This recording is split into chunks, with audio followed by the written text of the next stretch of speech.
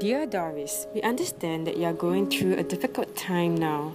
Grieving is a natural reaction to loss, and everyone grieves differently. You may experience various feelings like sadness, confusion, or disorientation. All these are normal. Thus, there is no need to suppress such thoughts and feelings.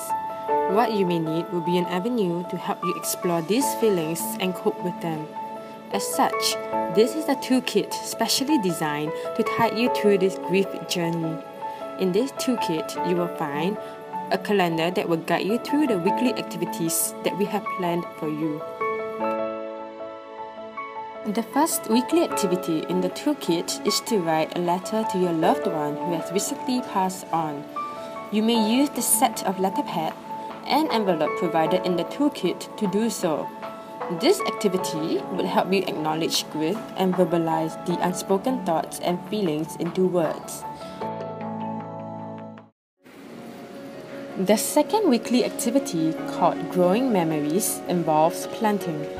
Planting is one of the coping mechanisms people use to manage their loss. The simple act of planting has the symbolic meaning of preserving the relationship shared with the loved one who has passed on. We have provided a packet of zinnia seeds in the toolkit, and zinnia flowers signifies an everlasting memory of a loved one. The third weekly activity, listogram, will span across 3 weeks. During this activity, you will take photos and create a personalized photo scrapbook. This activity is designed with the purpose to translate the memories shared with your loved one who has passed on into something tangible that can be preserved. Through revisiting the places that hold such significant memories, you can rekindle the memories and reconstruct their meanings to you. We have a list of possible themes that you can use as a reference to create your personal scrapbook. For example, the favorite food or place of the loved one, or even one thing that you are thankful for the loved one who has passed on. For the third week, you will also be writing letters which are now addressed to your fellow surviving family members. This activity allows you to show and also seek support from your family. The sixth activity will be a remembrance ceremony that involves the whole family. Family members will gather and share what they have learned thus far with the toolkit materials provided. The sharing process aims to create an opportunity for open and honest communication amongst family members. Through this exchange, you can get a glimpse of what your family members have been experiencing in this period of time.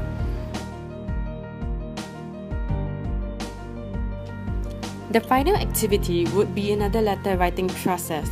This time, you will be writing a reply letter addressed to yourself from the perspective of the deceased loved one. What would the loved one write to you? As you write the letter, you may find comfort in the words used, gaining strength to move forward. You may gain insights and create new meaning to this grieving process and bring in hope to your future journey.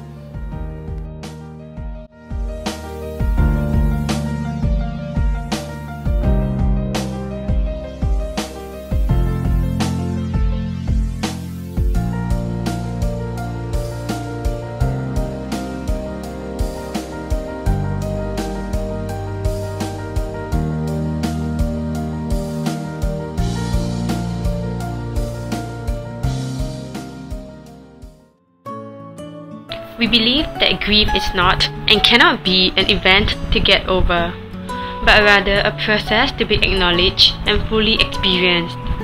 However, the current death rituals focus on honoring the dead but tend to neglect the living. This is especially prevalent in Asian cultures due to the existing death taboos and stigmas, which discourages support giving and support seeking behaviors in face of death. For me, I believe that we can approach grief in an active way. While designing the activities for the toolkit, I realized that by providing the space for people to be vulnerable to grief, people can take charge of their own feelings towards grief and manage them. Most importantly, they will also realize that they are not alone in this grieving process, as family members could also be experiencing similar feelings, and perhaps they can find comfort in one another. Many a times, we often have good intentions when offering words of comfort to our friends when they are faced with the loss of a loved one. However, this action might make them feel worse instead. Hence, one of the main takeaways when doing this project is that besides knowing what are the possible activities I can engage in when in grief, I can also share this knowledge with others who are grieving as well to help them manage their own emotional well-being. Quoting a Chinese saying, 化悲愤为力量. It means to transform one's grief into strength. This project has taught me a new perspective that grief is not handicapping or will only crumble us. It can also be the strength to take the first step towards picking ourselves up. Sometimes I look at peers without experiences with death and wonder which one of us is luckier. Does death find itself to me so often because it thinks I'm strong enough to handle it? But doing this toolkit allowed me to understand that there are self-care mechanisms that I lack, and that there are ways in which I can reach out rather than drawing brick walls around myself.